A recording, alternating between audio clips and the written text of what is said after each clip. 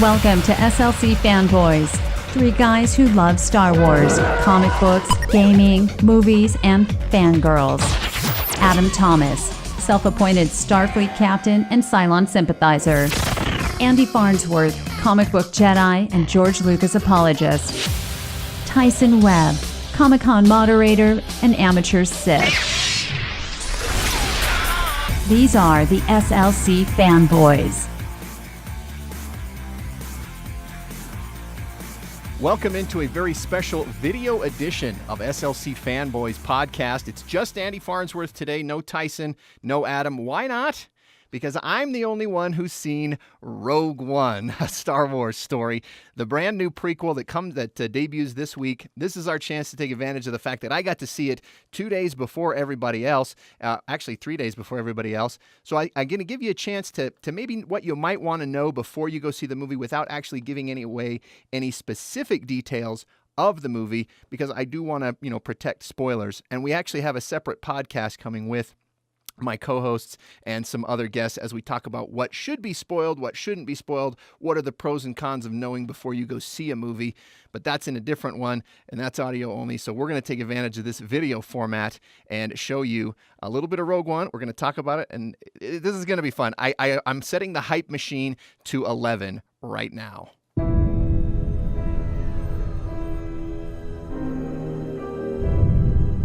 The world is coming undone.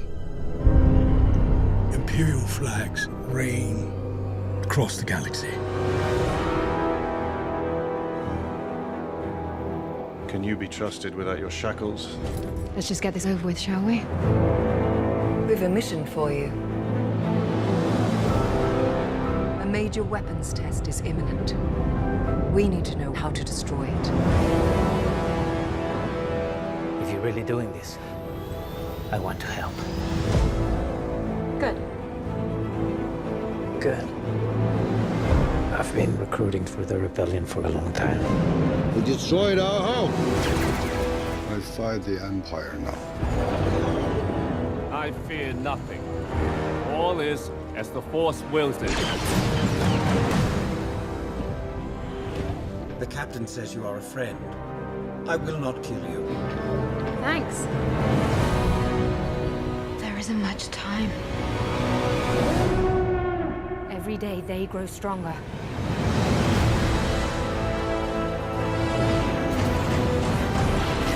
You got to be getting the goosebumps right now like I am, even though I've already seen this.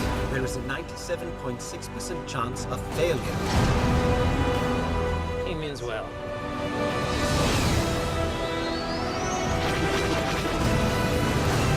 This is our chance to make a real difference.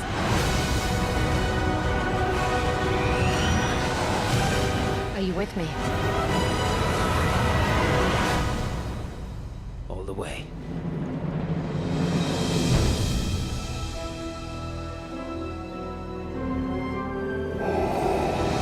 Oh, yeah. Darth Vader himself. And you know what? Who's not excited after seeing that? If you're already a Star Wars fan, and I'm guessing you are, you wouldn't be watching the SLC Fanboys podcast in the first place. You're just as geeked about this as we are. Adam and Tyson, who dresses as Darth Vader, he's so excited that he won't even come around me right now for fear that I might give something away. But then he asks for something, but then he says, no, don't, wait, yes, no, don't. So it's actually a hilarious tug of war between what he wants to know and what he actually gets to find out. Oops, left it turned up there. So let me answer some questions really quick that you might have after watching that trailer, because trust me, a lot of people have questions, and there's some very common misconceptions that I want to clear up so that you can go into the movie with a little bit of knowledge that will help you so you don't spend half the movie trying to figure out what's going on. That's how I saw the first Hunger Games movie, and I spent the first half of the movie just trying to learn, what was that person's name? Wait, who are they? And by the halfway point, then when I finally figured out who everybody was, then it started to make sense to me. About the only person that I guarantee that we saw in those trailers that you'll recognize is my silent co-host here with me today, Mr. Darth Vader, who, Darth, it looks like you're in the mood for the holidays already.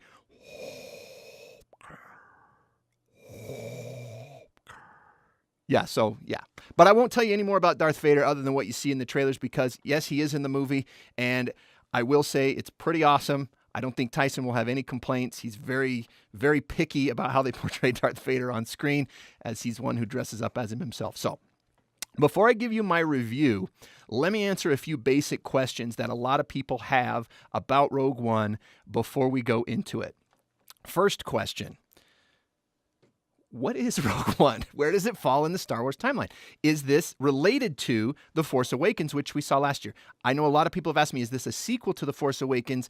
And the answer is no, it is not. This is the sequel to The Force Awakens is Star Wars Episode 8. That movie releases in December of 2007 and 2018. 17. What are we in right now? 16. Yeah, so December 2017. This is what they call an anthology story. This is a bit of a departure from what they've done in the past with Star Wars. Before, we've had episode 4, 5, 6, then we had 1, 2, 3, then we had 7. Now we get a standalone story that essentially makes the Star Wars universe bigger for our experience with it. There's always been books. We've had some cartoon TV shows and comic books that they're what's called non-canon sometimes. Everything that was written between Return of the Jedi in 1983 and essentially the release of The Force Awakens, or just before it, all those stories, so Heir to the Empire and all of those things that people enjoyed when there was a big drought for Star Wars, that is now considered Legends timeline. So it's like, okay, this would be, what if these things happened to the characters? But they threw it all out, and then they said, we're going to go with just the movies. And then what we come up with from here on out, we're going to have an interconnected storyline. It's kind of like what Marvel is doing with the Captain America and all the other movies. They want to have one universe with one kind of coherent storyline so that everything counts, so that makes everything that you get a part of the story, and hopefully it'll make you want to know more. I know it does with me. I've got a great collection of the new canon Star Wars books that I bought, some with my wife's knowledge and some without her knowledge until after the fact. But it's a great, it's a rich sandbox full of things that you can learn about and that you can get to know the Star Wars universe. And man, it is an awesome universe. We've got some great storytellers. There's a whole department dedicated to continuity and making sure that that the stories do match, because, I know one of the many complaints about the prequel trilogy is what we had as dialogue in the original trilogy. For example, when Obi-Wan, says, or when Luke asks Leia about his mother and her mother, and she says, she died when I was very young, and I just have images. Well, originally, if you read the novelization of Return of the Jedi, she left Anakin while she was still pregnant. And I guess technically that's true in the prequel, but, the way that kind of wrapped up, it didn't feel like it rang true to the explanations we got in the original movie. So it's less likely for that to happen now that there's a storytelling team that's trying to make sure that everything happens within the same continuity, that they fact check each other, they cross check.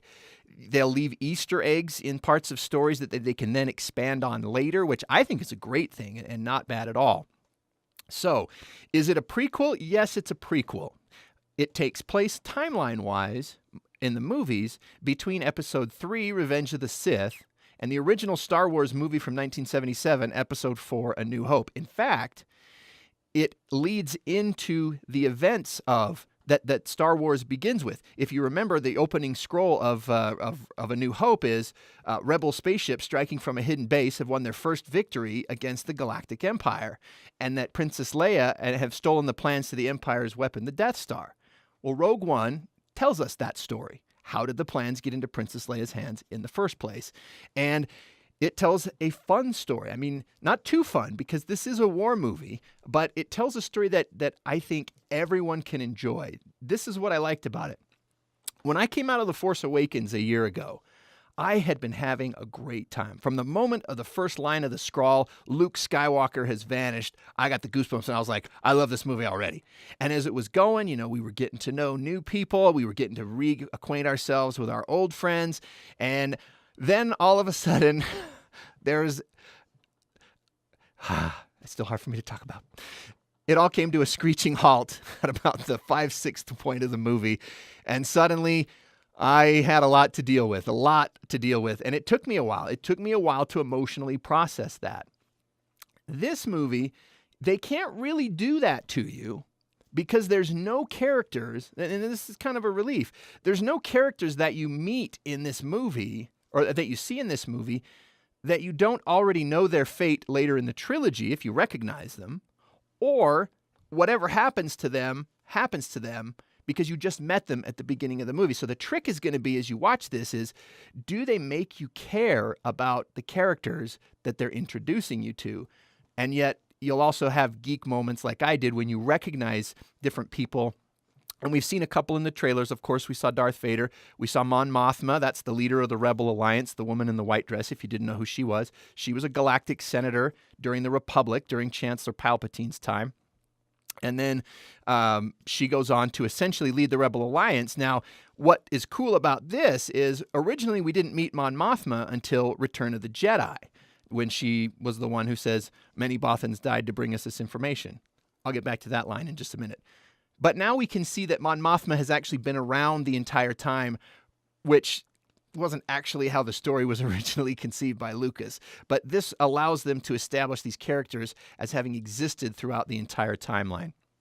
All right, so it really doesn't have anything to do with The Force Awakens, except for that it happens in the same universe. Are there going to be any more movies like this? Yes. Anthology movies will happen every year that a saga movie doesn't happen. In 2 years, we get a Han Solo movie. And that's as far as we know for now. And then we have Episode 9 after that. So is anyone that we know trying to steal the Death Star plans? I'm kind of basing these questions off a great informative Q&A from USA Today. If you want to read it, I'll post the link on our Fanboys page later.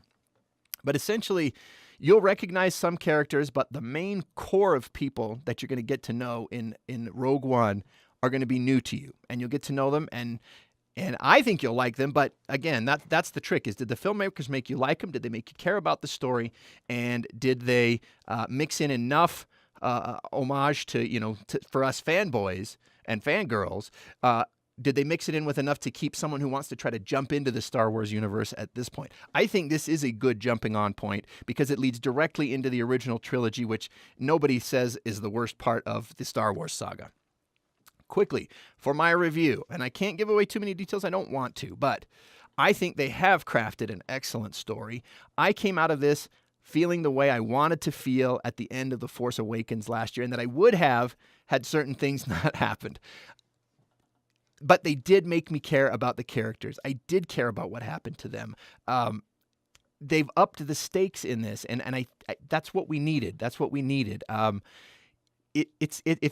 for people my age, this is who I think is going to enjoy it. This movie was made for fanboys and fangirls that are our age, that have grown up with Star Wars, that have known it. Where it differs from The Force Awakens, and this is kind of a key point, the more you know Star Wars, the more you'll enjoy this movie. And with The Force Awakens, it had things that felt familiar, and that was deliberate by J.J. Abrams. But with this one, it doesn't just feel familiar. It's like this is where our imaginations have been working for 30 years. The clothing, the ships, obviously some of the characters. But for somebody who has grown up on Star Wars and who is now in their 30s or 40s or even their 50s, and we sensed it from the moment we first saw the trailer. This is the Star Wars we remember. This is the prequel that we wanted. This is the one where knowing Star Wars actually helps. Whereas with the prequel trilogy, episodes 1, 2, and 3, you didn't necessarily get that because you didn't. Everything was new. George was telling a whole different story that we knew nothing about prior to. But we do know where Rogue One ends, so we can watch as the pieces come together, and it is a very satisfying thing. I want to congratulate Gareth Edwards, the director, for making a movie that I love, and I give it, for nerds, 5 out of 4 stars. And for everybody else, 3.5 out of 4 stars, because it's a great movie, and people are going to love it, and I think it's going to make a lot of money. So I hope that sets you up and answers some questions you have as you go into The Force Awakens, as you go into Rogue One, a Star Wars story, because I know that you're going to go see it this weekend.